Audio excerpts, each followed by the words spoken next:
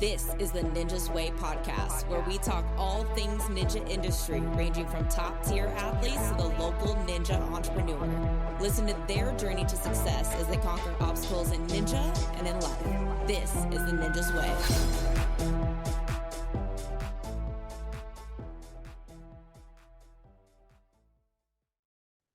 Welcome back, everybody, to the Ninja's Way podcast. We are on with Leon from Series 1, the Ninja Shoe. And so we're super excited to talk to him about his brand, his Ninja Shoe, and all the Ninja things. So thanks so much for being on with us today. Oh, thank you very much. I'm super excited about it, and I appreciate you having me on. Why don't you just tell us, what is Series 1? For those who are maybe unfamiliar, what do you guys do and what are you looking to accomplish? Yeah, about 5 years ago, we were supposed to launch, but unfortunately, after years of development, COVID happened and it really delayed us. But we worked with a lot of the top ninjas out there. I've been in the shoe business for 37 years, and I was an athlete back in my day.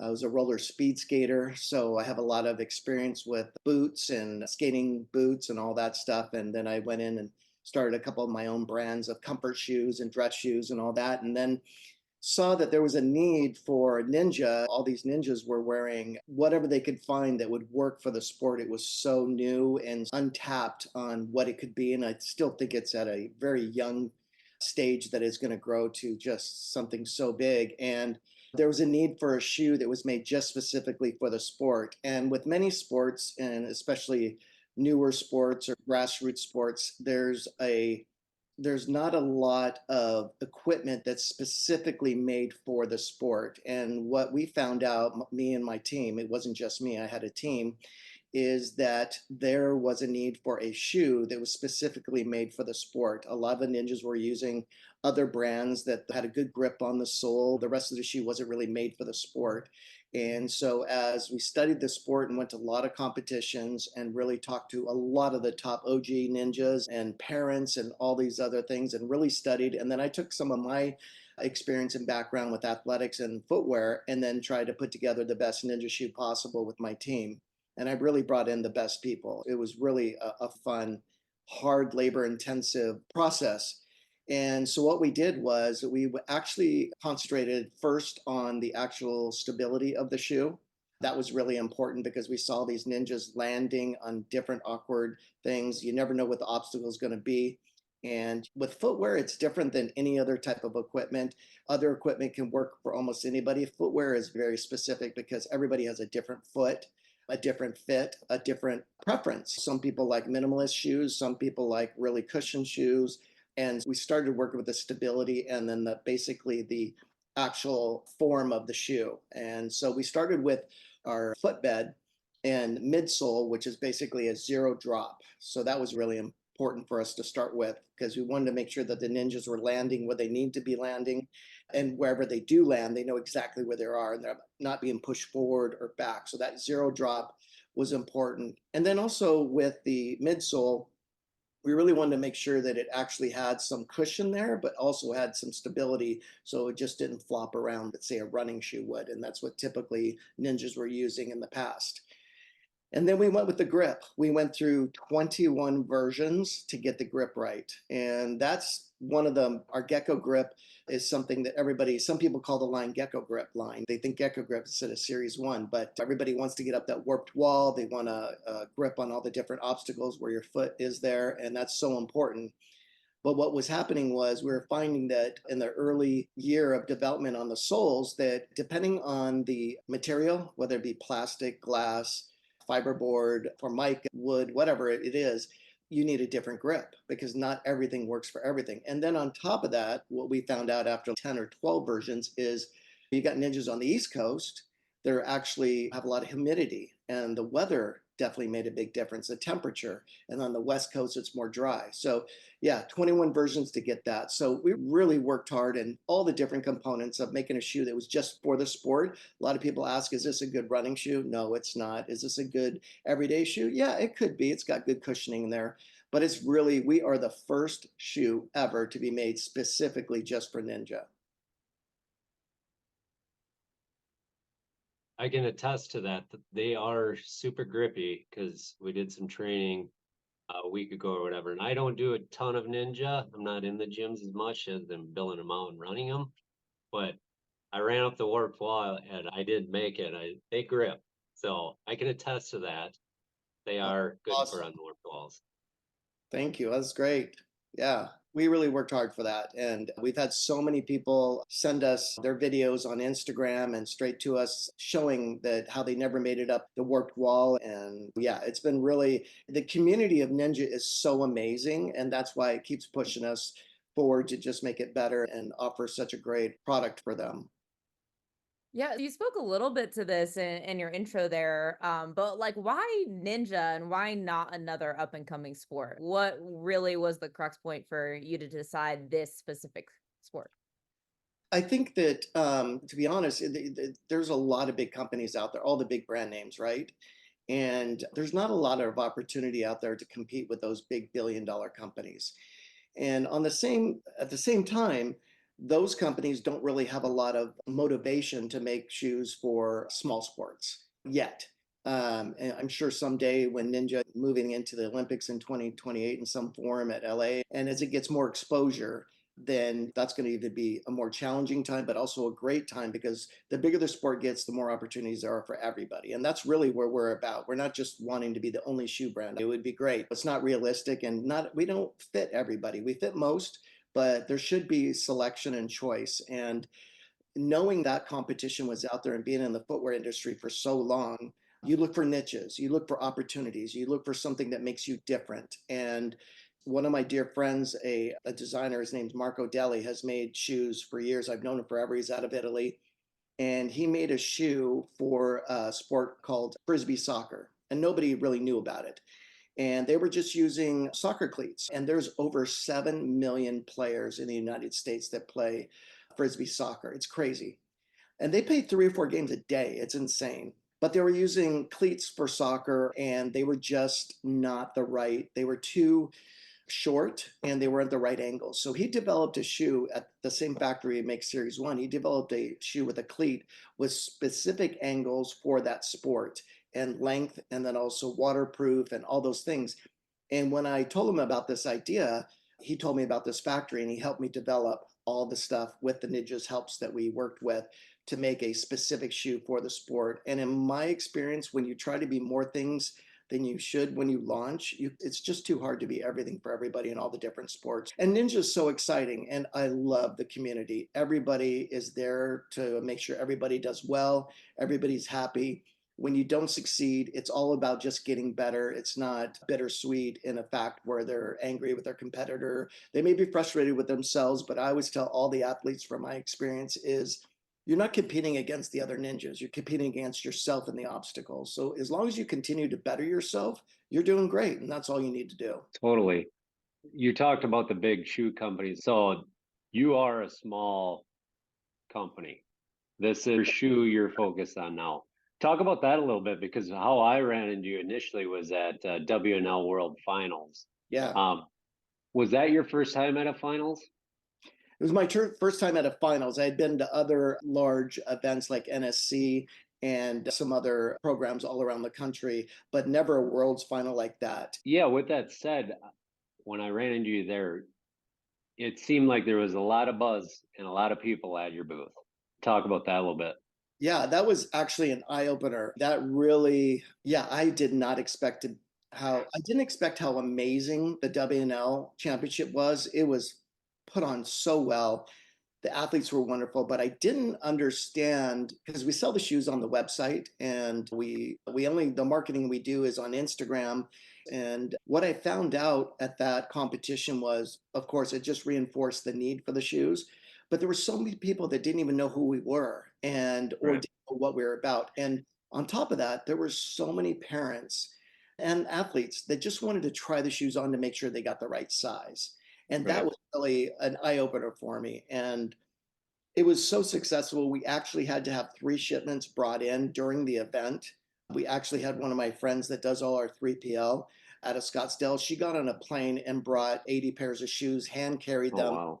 without the boxes in bags because we just sold out. We literally got cleaned out, and I was freaking out for the UNAA finals because I was out of shoes. It was grueling 15-hour days, but it didn't feel like that because we got to meet all these incredible ninjas, young and medium and old, and just the parents are so supportive. And there was a support level of anybody that makes stuff just for Ninja, that takes it seriously, that wants to better the sport. The support is incredible. And it really felt good and it was eye opening. I really enjoyed it. Yeah, you came prepared at the at UNAA. You had all the boxes, you had all the sizes, and it sounds like that was a good event for you as well. We were really hurting in sizes. I called a lot of the gyms that carry the shoes, and just amazing gyms, Jungle Gym, big time. There were several gyms, Ninja Playground, that I stole pairs from them. I said, listen, I'm out of shoes and I have to have shoes for all these people coming from out of the country and then people that haven't tried them on. And they were amazing and just sending me shoes. And I cleared out my entire stock out of the 3PL warehouse and brought them all, rented a U-Haul truck and brought everything. And thank God I did. And luckily I live in Orange County, so the event was very close for me in Anaheim. So I could bring more shoes from my garage and my storage unit at the time just to satisfy any needs. And it's totally like you are the man, like you're doing it. You're not just the front man, you're not just the idea guy. You're literally at the shows, you help design the shoes you from start to finish. I want people to understand because some of the thing like our athletes are some of our ninjas, a lot of them wear your shoes and they're like they want to get this pair or that pair. And I want people to understand with that said, you are not the big corporation. Like you created this shoe for a up and coming sport. It's in the whole realm of sports. It's new. And you are trying to progress as fast as you can. However, you the demand's so great, you're trying to keep up at this point. Is there what could you talk about like some of the next steps you're looking to at least scale the next step where you can keep up with demand and service people when they're having queries and things like that? Yeah, absolutely. You explained it very well. We're a small outfit. We're very small, grassroots, but have plenty of experience of building brands and the pitfalls. And it's never easy. When people see the success of Series One, there was 5 years of just grinding and trying to make it happen. And so many pitfalls that we could have just thrown our hands up in the air or were forced to. And with COVID hitting and our factory owners, many of their family members died from COVID, and that was a big deal. And then the supply chain issue with COVID, that was horrible. Luckily, we were able to get around that. For us, it was really just knowing, been through the process of building and putting our nose to the grindstone and just if you have a vision of something and you're being encouraged by people and there's a need, and then you get all these great, incredible feedback on what you're doing, even though it may not be perfect, and starting a manufacturing of anything, it's never perfect right away. We came out with our launch back in March of 2023. It's only been in the marketplace for 16, 17 months. And then right away after we sold through most of those, there were some things that need to be improved as we got feedback from ninjas and stuff. But there's still ninjas wearing them today. They like the old ones and they haven't tried the new one yet. But the new one is so much more superior. There's so much more technology in the shoes that we learned from all the athletes. And being a grassroots kind of startup kind of company, always capital is always a issue, and cash flow. That's always tough, especially when you have incredible demand. And the demand isn't just for a product, it's extended product like different sizes, kid sizes, colors, wide width feet. There's just a tremendous amount of opportunity. It's very expensive to make molds and to do all that stuff. And it's difficult, but I have to tell you, it's been a blast. This is like my side job, but it's now become my full-time job almost because every day there's work to be done. Hundreds, if not even thousands of ninjas that are wearing the shoes and loving them and wanting to see new product and want to buy new stuff, which we are working on. And we have a lot of new, exciting, cool stuff coming up. Sweet. Cool. Where did the name Series One come from? That's really interesting. I could tell you the true story or the not a pretty story, but yeah, I'll tell you both real quick. The true story is I've always been an Apple fan. I love Apple products. And we were trying to think of a name, and I was just trying to come up with something that was good. And I just always liked Apple products, and they come up with the Series 1, Series 2, Series 3 watches or whatever. And that was the initial thought. But honestly, the way I came up with Series 1 is I know we all look at people on social media and through life and always have a perception of their life being perfect or not having to struggle. And I think we all have in our own way, but we never portray that. And athletics is always difficult because it's not always who's the best, it's whoever's the best, luckiest, hardest working. And injuries always, there's so many great athletes out there that could have been in the Hall of Fame or whatever, but there's thousands, hundreds of thousands of stories of people getting injured and never making it to the big dance. So Series 1 came up with basically through life, whether it's athletics or just getting through life with all the tragedies or downfalls and obstacles, is just taking one step at a time, just a series of steps to get you where you need to go. And it's just the story of falling off the horse. You just got to get back up on there. And Series 1 is if you fall down, you just need to get back up and take that first step. And once you take that first step, it's a series of steps. Well, what we wanted to do is say, it's that first step, a series of steps that'll get you to whatever you want to accomplish in life. And when you fall down 100 times, it's just that one series, one step again to get where you want to go. And you'll get there if you work hard enough for it. Man, as an entrepreneur personally, like that resonates so much with me. And honestly, it's I have so much more of an attachment to the brand just hearing that story. So thank you so much for sharing that. Oh, yeah, absolutely. I appreciate that. And the other component, like understanding you're a small business in this venture, and that's those struggles are real in the sense of you're building a brand in a new industry, and clearly there's demand, which I'm glad you're finding success. But there is sacrifice there.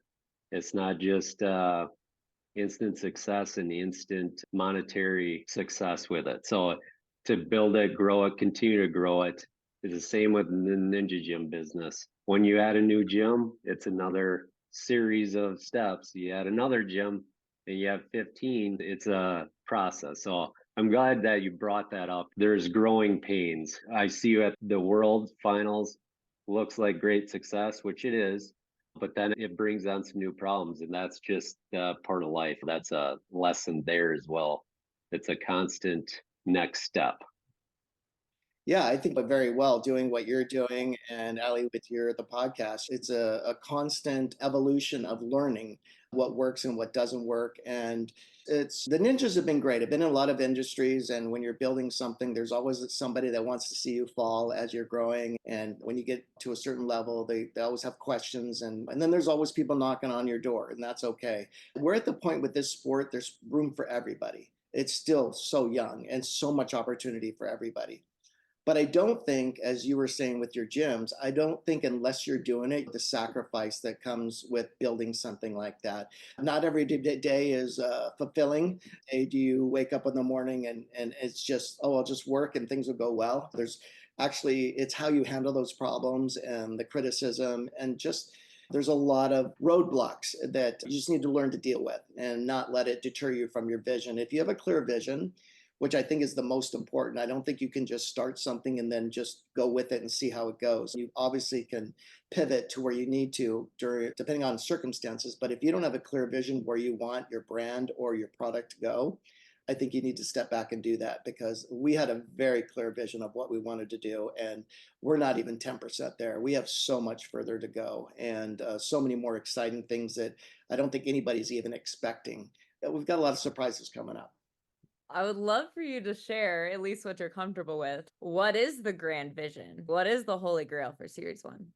It's a few things. I've talked to a lot of ninjas, probably thousands of them through this last year, going to just small little UNAA or WNL or any other organizations, qualifiers. Or when I started out, I started close to my house. I went to Ultimate Ninjas in Anaheim, and Barry was so nice to me, and he allowed me to put the shoes in there and do the little trunk show and sell shoes there. And he carried some shoes in the gym, and it helped me launch there. And that really helped. As far as the vision goes, of course, we'd love to have everybody wearing our shoes, but it's realistic to know that not everybody's going to like the same thing.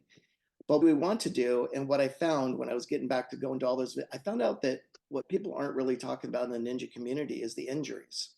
Mm. Um, A lot of the ninjas, especially the younger ones, older ones too, but I'm more worried about the younger ones because they don't know any better unless they do it.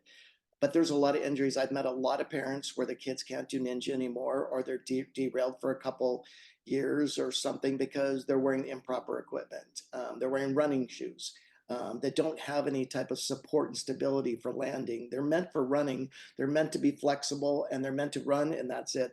People wear running shoes all day long. There's a athletic movement right now across the world with all the top brands. But when it comes to a specific sport, you need stability. That's why runners, not runners, but track athletes use very stability type shoes. They run on their toes. They're not in running shoes. And so for ninja, running shoes are not best for in my opinion, they're just not best for your foot. You want to have some stability there. And we've had some people think that our shoes were a little stiff, but it's on purpose that way. It's there to support your foot, support your arch, give you cushioning, absorb the impact. Our footbed has memory foam in there with a good arch support. And then our midsole has PU and EVA mixed in there. So you get a little bit of bounce and flexibility, but it's still stable. And that is for absorbing all the impact of landing. You've heard of so many athletes.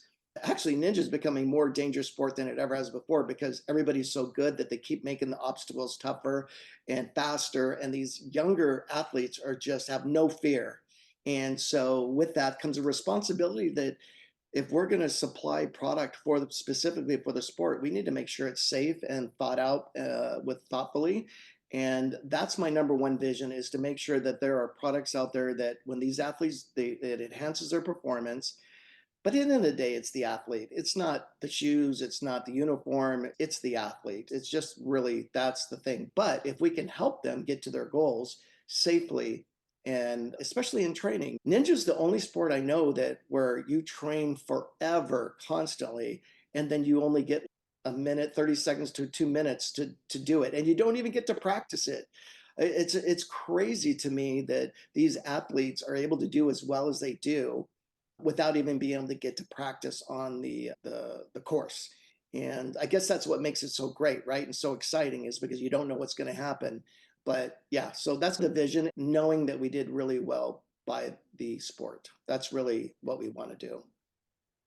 It's great to hear you bring that up because clearly ninjas and families, parents are looking at, hey, what they're always looking at from a performance standpoint, because that's sports in general.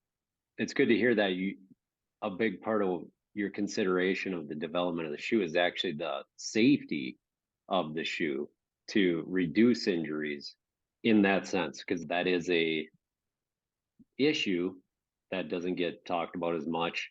It's a great thing to consider when you're designing that equipment. Like you say, the ninja, one of the most important pieces of equipment is probably just the shoe, besides the obstacles.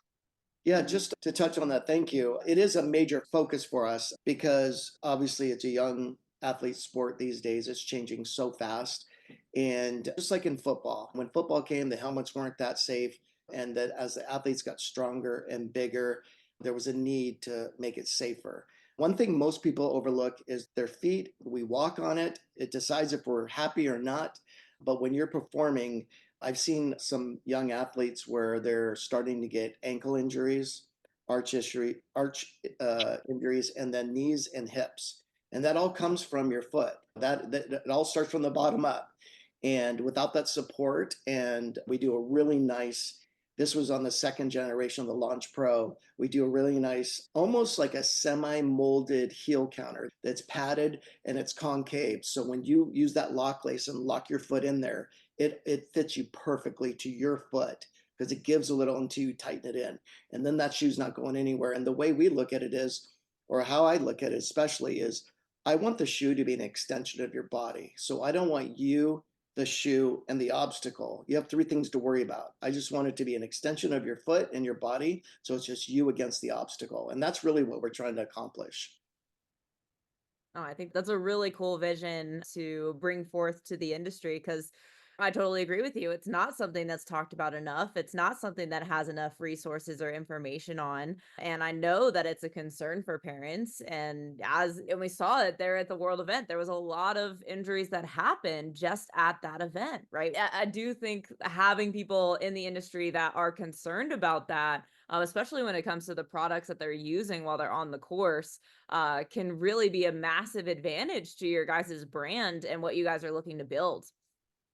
Yeah, it's the number one focus actually now more than ever. I won't say it was at the beginning. It definitely was about the grip and getting a shoe out there. It was right for the performance of the sport. But as we developed in the second version, we saw all these not a lot of injuries at first, but now I'm seeing the sport's so new. We don't know what's going to happen later. You know what I mean? But I think as we learn, as the sport grows and as it changes, because the sport keeps evolving in the way that people are competing and training and all those things, we have to change with it and make sure that our athletes are safe. And when someone buys a pair of Series 1 shoes, I want them to know that it's going to be there for their benefit of their health and performance both. Mm. So with that said, how about, because you're talking about families, adults, kids, how about sizes? You touched on it a little bit, but you have kids' shoes? Yeah, so right now we do a size 3 through 4.5 for kids specifically. And then we do women's 5 to 10, which I think we're totally good there. We haven't needed any other size. And men's, we do 7 all the way through 11.5. And now in development, which will launch in October, mid-October, our size youth size kids 1 and 2, and men's 12 and 13. Those are coming out in mid-October, along with our 2 new limited edition launches. We have a black and red version called the Venom, which I can't tell you how many people love it and are excited about it. Actually, I'll break it right here on your podcast. I don't know if it's going to be good or not, but the sole has been changed a little bit, not much, but it has about 10% more grip on it, which I didn't think was possible, but it will. And then we have another colorway that was our limited edition Panda, which was just a last minute decision just to do something. I just wanted to do a black and white shoe, so I did the Panda, and I only made 500 pairs, and that was the first one to sell out, and it was more money because I had to pay more money to have it made because I only ordered 500, and everybody loves the Panda. It's made it on the show. It's made it on Mr. Beast, which was such an incredible thing. It was we have no idea how it happened, but we're happy. But yeah, so we've got some new stuff coming out, and I think the new colorways were very well received. Pre-orders will start on Monday. We took pre-orders at the Worlds to give them the first shot, and now pre-orders will start this Monday on the website. So let me ask you on that. Which one is the black and red one? Is The, that one out yet? no, that'll come out Yeah. mid-October, but So pre-orders, how can I get the actual first pair? I guess I just have to get you the first pair. I can do it. Yeah, I'll buy that actual first pair. Okay. What size? Because they are going to be limited. I can promise you that they will be limited. What size? No, absolutely. 10, size 10. I have a pair right now for myself, and I haven't even worn them yet because I've been using them for photography and for the shows. Yeah. But people didn't. I want to be true to the brand, and when I tell people they're limited edition and it's only one-time run, that's what I did with the Panda. Everybody wants me to bring the Panda back, but I don't know. I'm not sure what I'll do there. Maybe later. But I think the new one. We did a poll just last week or a few days ago on Instagram on if they wish to bring the Panda back or if they like the new Triumph, which is an all black with a white heel with some silver on there. And it was 50-50. Yeah. But the So you Venom took, would be insane. We took so yeah, many pre-orders. There wasn't anybody that didn't like it. Yeah, that that's was the awesome. first one that caught my eye. I was like, "Ooh, those pandas! I want one of those." I love the white shoe, even though they always get dirty. I still love myself a white shoe. So I'm curious, what kind of key partnerships are you looking to develop? Is it athletes? Is it leagues? Is it the gyms? What's the growth strategy of the company, and who are you looking to bring alongside you as you do that? Yeah, that's a great question. How do we want to move forward with our brand and get more exposure? It's probably our biggest opportunity. We have partnered with some gyms. We're willing to partner with any gym. What we do is we do a banner for Series One because it's very difficult for these gyms to carry inventory. And really, it's not their number one focus. They're there to train the athletes. have membership and to do that. And to be a retail store is very difficult for these gym owners, especially, how tough it is financially and all that. So we came up with a program where we will make a banner for the gym and put our QR code that's specifically made for the gym. And then they will get a affiliate program kickback to help the gym further or to give it to a charity or anything like that. So we're always open to that. They can always reach out to info@series1ninja.com to me. And it's worked really well for the gyms that really go after it. And so that's one way. And then as far as athletes go, we have most of the top athletes on our shoes, not all. The only reason we don't have all is because we don't make the bigger sizes, but those are coming. But I feel pretty good about the athletes that are wearing our shoes now. We don't do really any sponsorship right now because we're just a growing company and that's so tough to do. But what's great about Ninja is these ninjas, when they find something they love, they have no problem letting everybody know how great they are and what they like about them. And we've had some incredible athletes support the brand. And Vance Walker winning the $1 million on NW18 with our shoes on up the rope was a blessing and so great. It was really nice. Yeah. You're helping progress the sport, man. You are.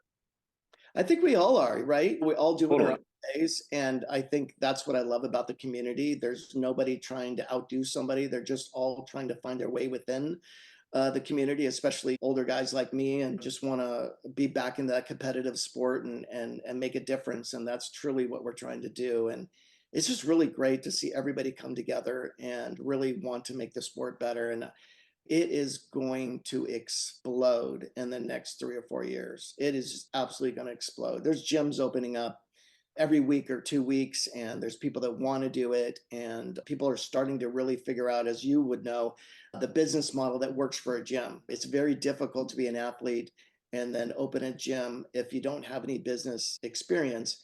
You're learning on the go, and that's all great and everything, but man, it's tough. It's tough, but you learn and you make it happen. And there's been tons of athletes that have done it, and they're finding other ways to monetize themselves so they continue to do the sport because the sport doesn't really pay that much yet. Right. I think sooner or later it's going to be something where athletes can actually make money regularly as a job because they're just putting their heart and soul into it.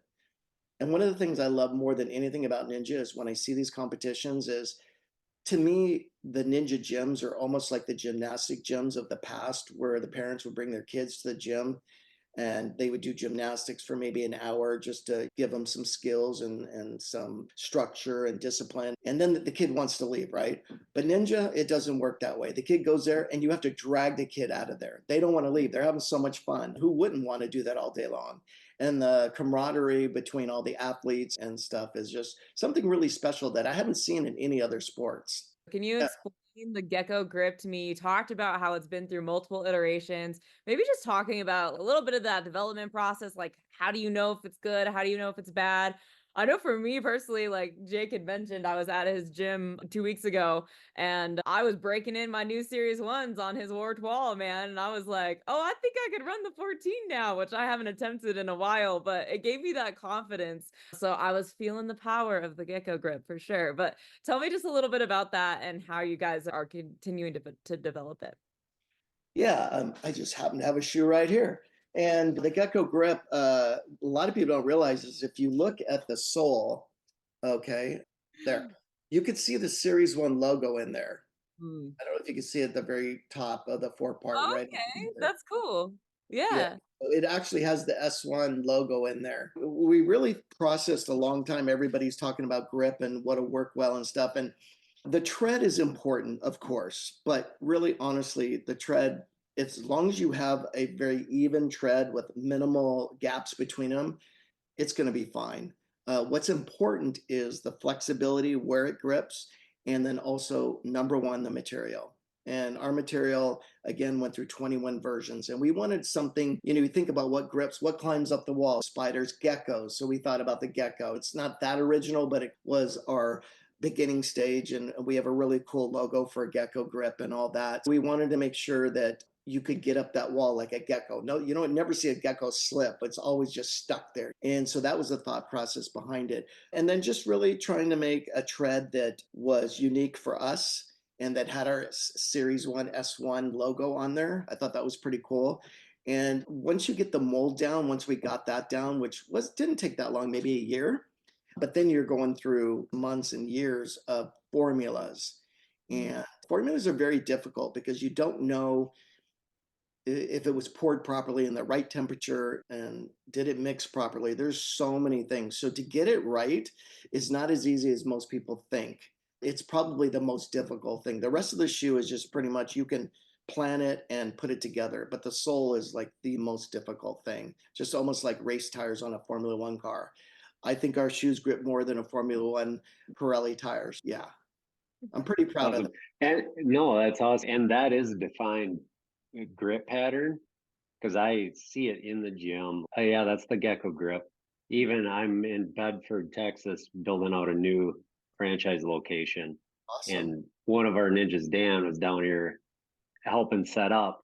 And somebody had walked on the new rigging, and I knew exactly who it was because he had the Gecko grip.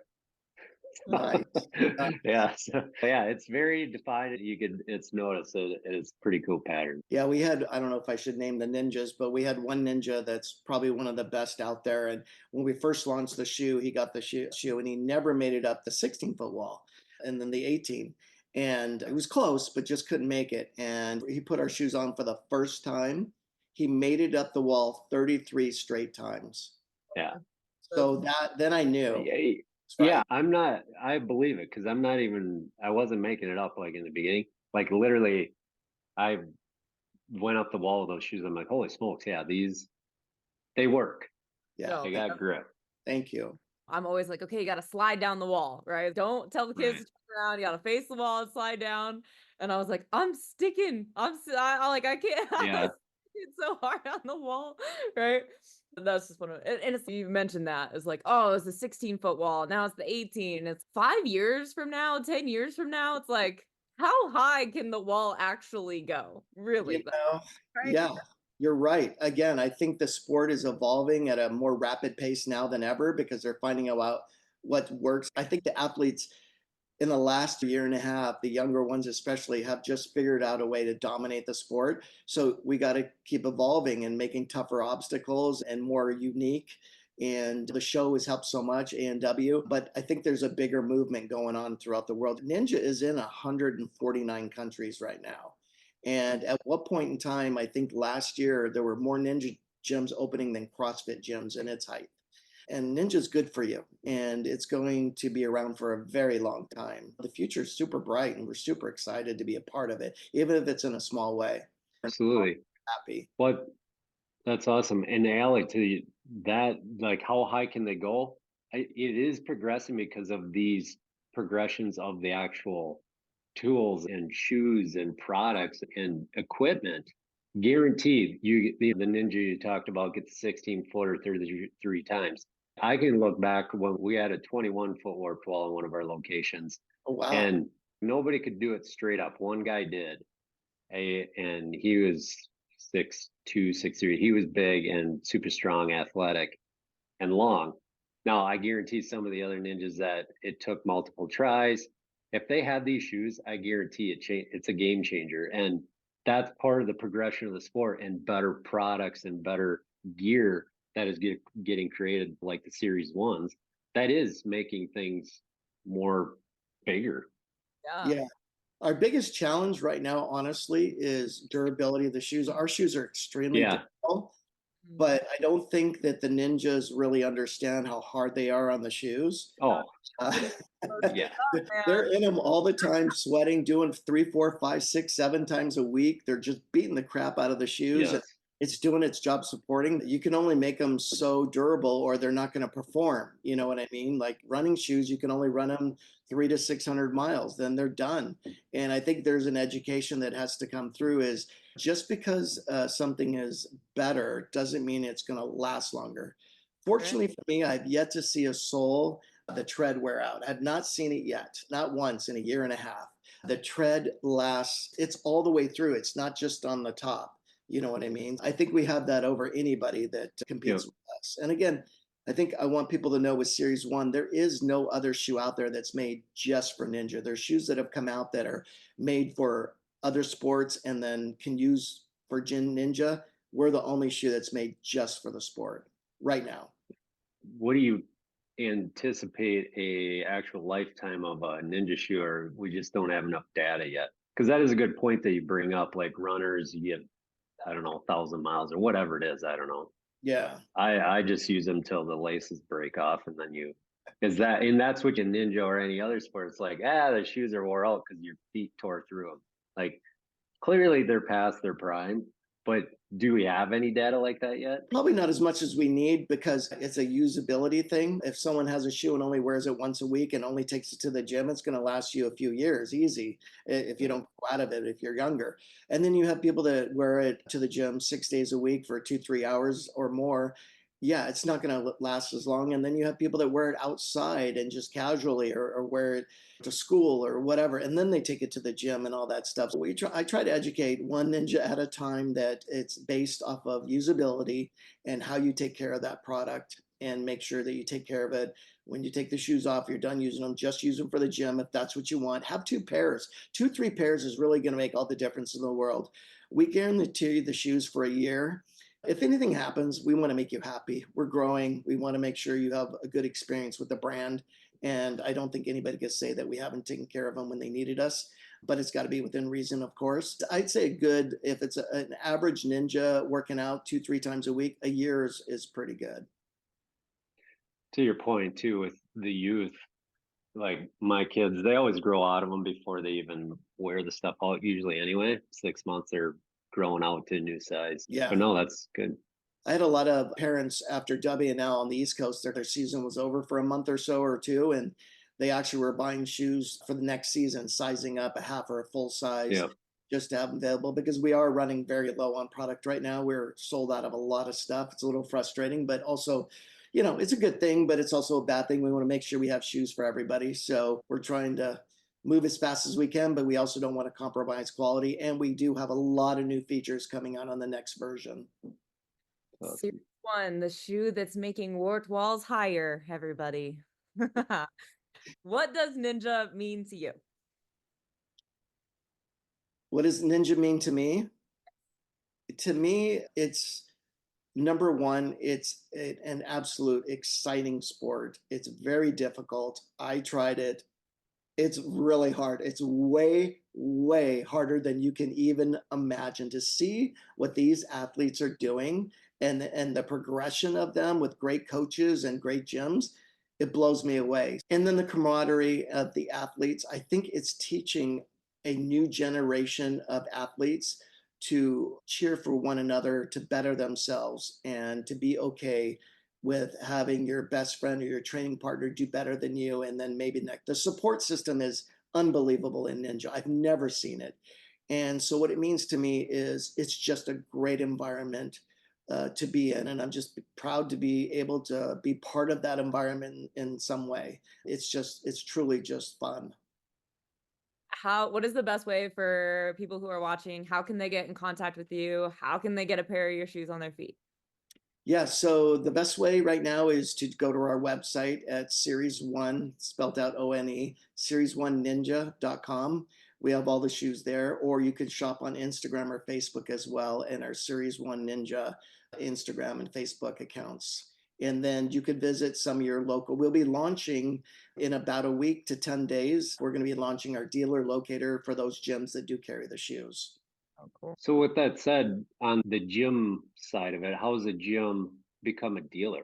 Do you have a link for that? Yeah, they just need to reach out to info@series1ninja.com. Let us know that they want to be part of the affiliate program to help their gym or their charities, and we'll set them up. No gym's too big or too small. We'll be glad to be a part of the growing Series One. And what's really helped with a lot of gyms is to at least purchase a size run. We do give a little bit better price so they can make a little margin. And that way that the athlete in their gym, the member, can actually try the shoes on and get the right size, and that'll help alleviate any shipping back and forth. So we want to make the experience as best as possible. We have our new size grid up on the website. So we like to go by centimeters instead of US sizes because that really tells you the proper size to order. The metric system is exact. The US sizes are just depending on what the manufacturer wants to do. So you can find that in existing shoes under the tongue. It'll say CM or Japanese or any type of indication that it's a metric. Usually starts with a two-digit number. So that's the best way. Leon, thank you so much for your time, your conversation, your contribution to the ninja industry, and appreciate you coming on today. Oh, thank you so much. This was amazing. And I really appreciate everything you guys are doing for the ninja community as well. It's really fun. And I think you guys are making a great impact. Oh, thanks. Thank you.